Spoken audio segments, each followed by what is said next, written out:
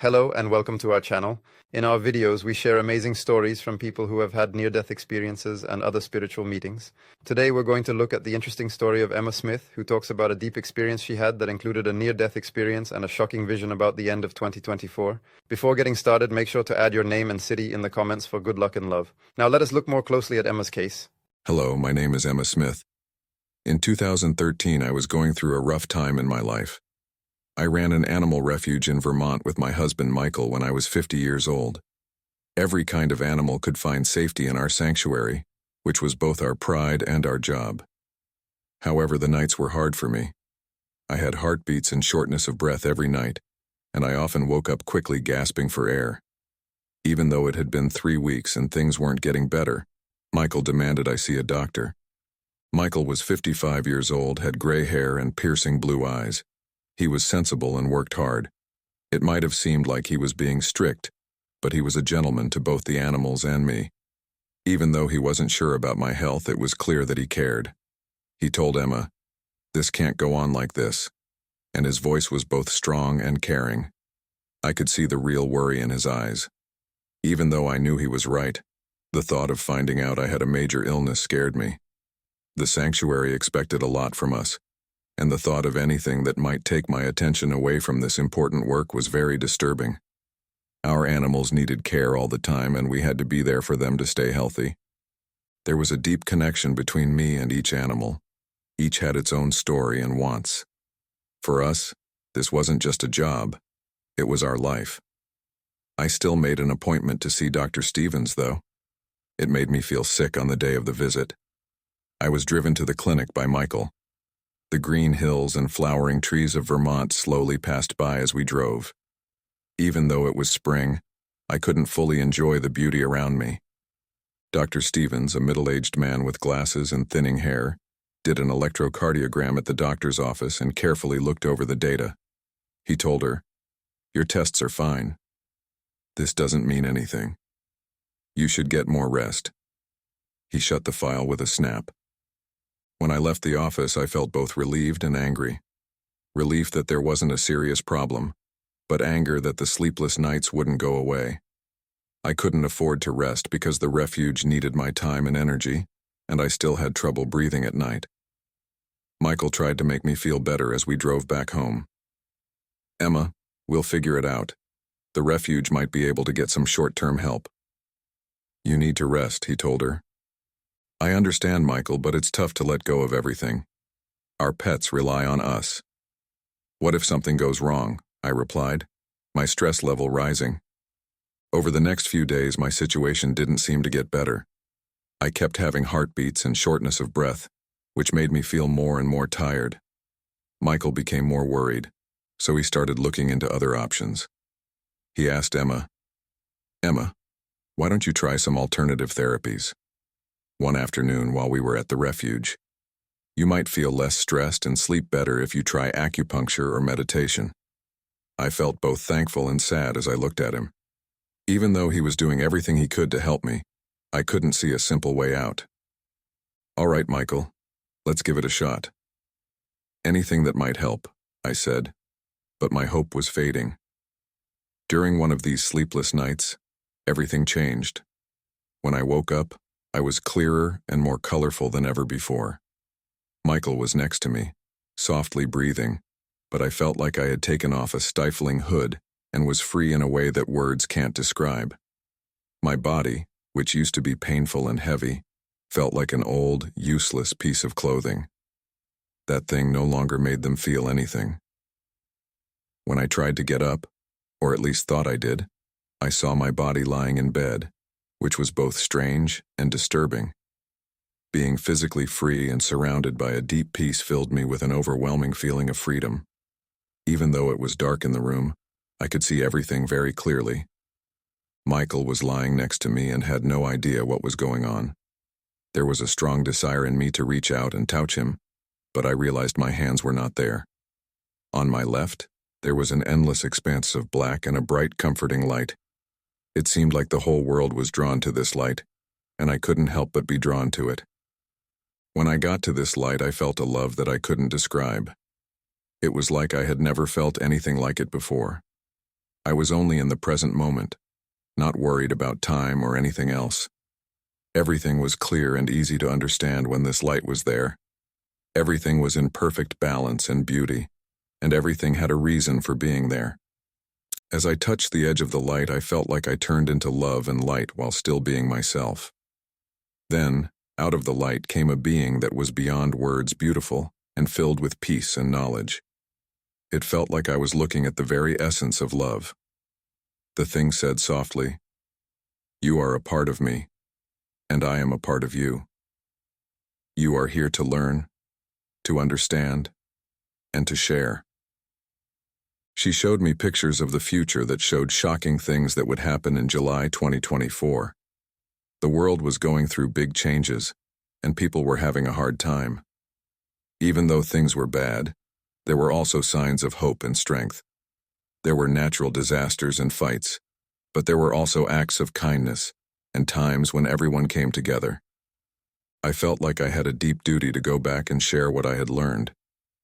The thing said to me, "You have a mission, Emma," with a calm assurance that filled my whole being. "You still have time. Help other people see the light you have seen by going back. Don't forget July 10th. It will be important." Even though I wanted to stay in that state of peace and love for everyone, the being's words made me remember my task. I could feel myself being pulled back into my body. It felt tight and suffocating, like being backed into a small area. When I woke up, I was confused and badly wanted to leave my body again. Everything was heavy and depressing. My body felt heavy and my mind was cloudy. Michael was still sleeping next to me, and I could just barely make out the sounds of the refuge. I slowly got used to the feeling of being back in my body. The bitter taste in my mouth was awful, and my head hurt. I had to work hard to get out of bed because my legs were shaking. I had to get some fresh air to think about what had happened. To slow down my beating heart, I went to the window, opened it, and took in the fresh air of dawn. Even though my thoughts were all over the place, one thing was clear. Something very strange had happened. The next morning, Michael saw that I had changed. "Emma, are you all right? You look different," he said, and you could feel his worry. I looked into his eyes and tried to find the right words.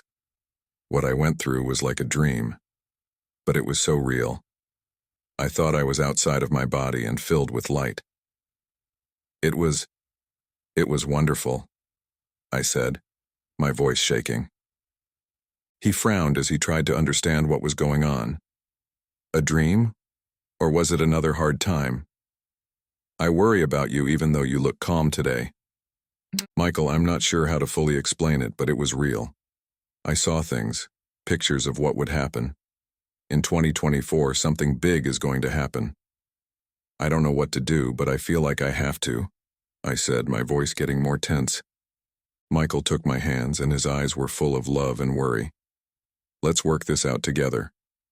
I will believe you if you say it was real." He squeezed my hands and said, "Let's get help to figure out what happened, and if there's something you need to do, we'll do it together." His acceptance and help made me stronger. The experience changed how I saw things. I was no longer skeptical. I had a strong desire to talk about death and the future.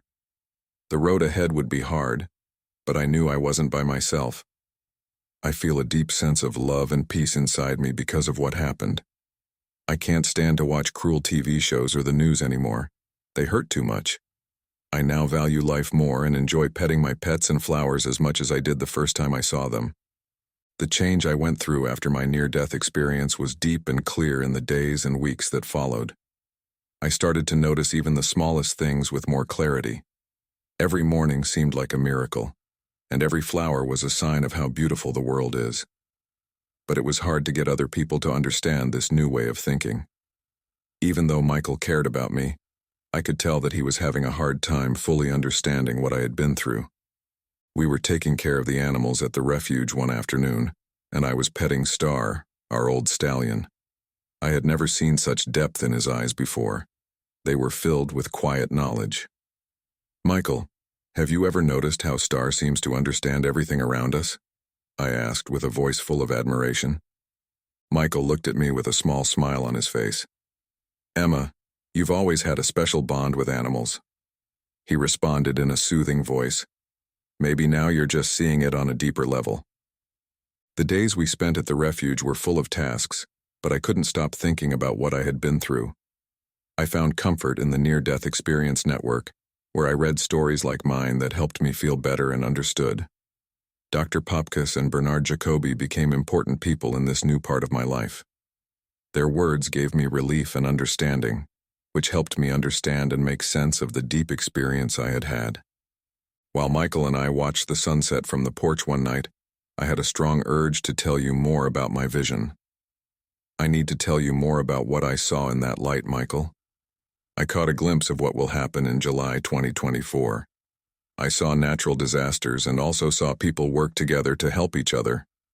I said with a sad heart, I think we need to do something about this because I think we have a part to play. Michael looked deeply into my eyes with a serious look on his face. Emma, I believe you. I agree with you. But I don't know what we should do. We'll get through this together, he told me while squeezing my hand. My dad died in December 2015. When I was home by myself, I felt a strong shaking in my body, like an electric current running through me. I knew at that moment that my dad had left. I later found out for sure that he had died at that exact time. This experience made me even more sure that the living and the dead are connected.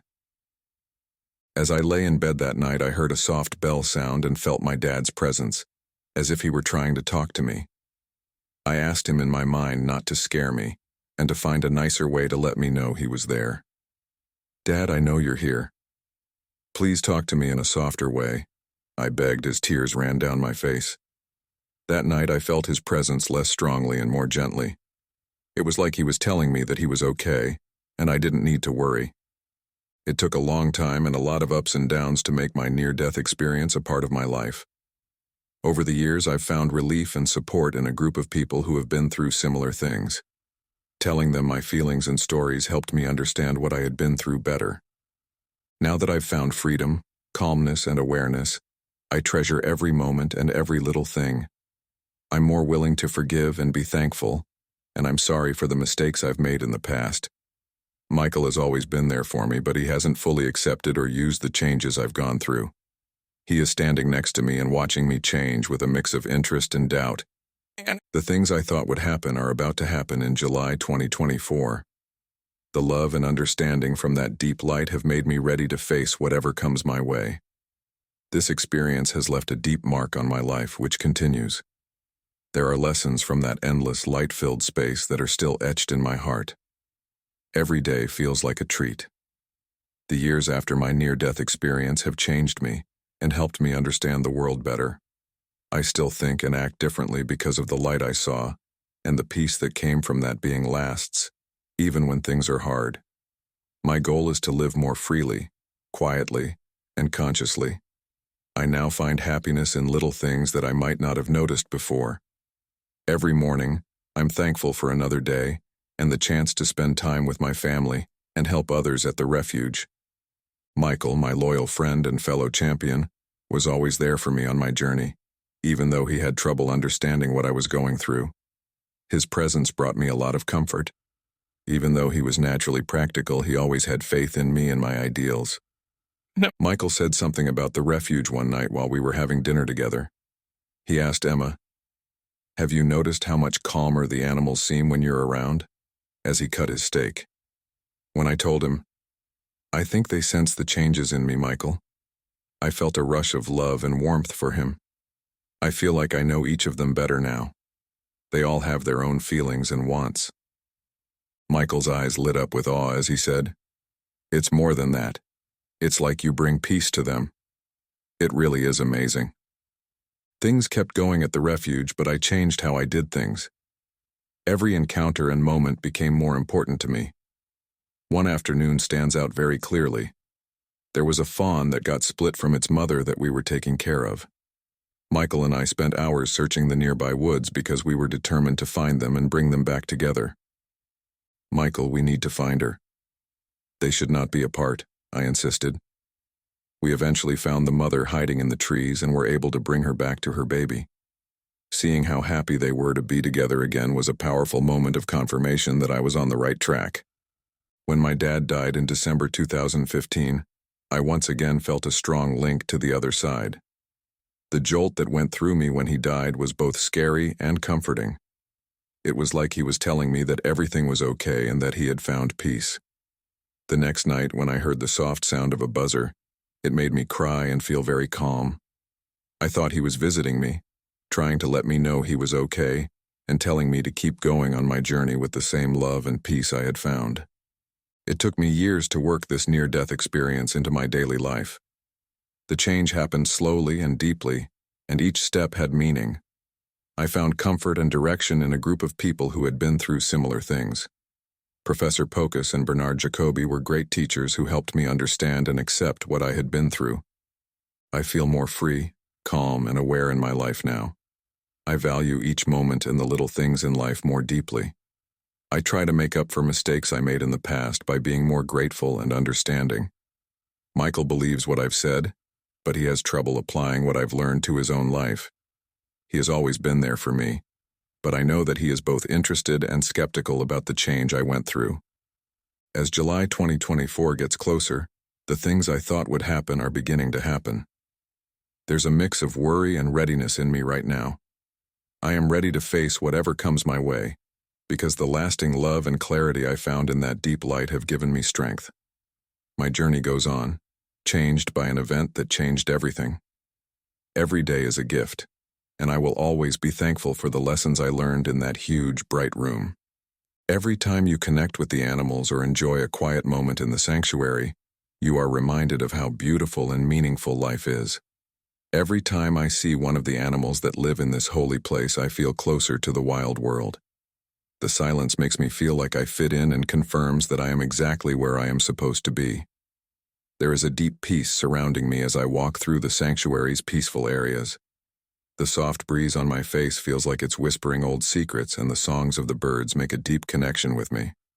Flower arrangements in the area are a visual feast that warms the heart, and the soft sound of a nearby stream adds to the peaceful atmosphere.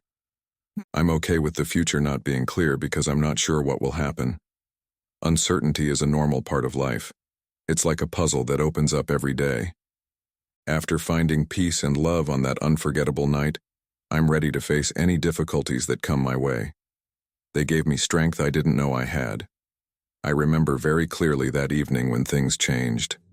The moon was shining brightly, giving the fields a golden glow, and the stars were sparkling like jewels across the sky. The air smelled delicately of flowers that bloom at night, making the atmosphere magical. I understood the deep love and peace that the sanctuary could offer in this beautiful place. This event made me think a lot about how fragile life is, and how important it is to enjoy every moment.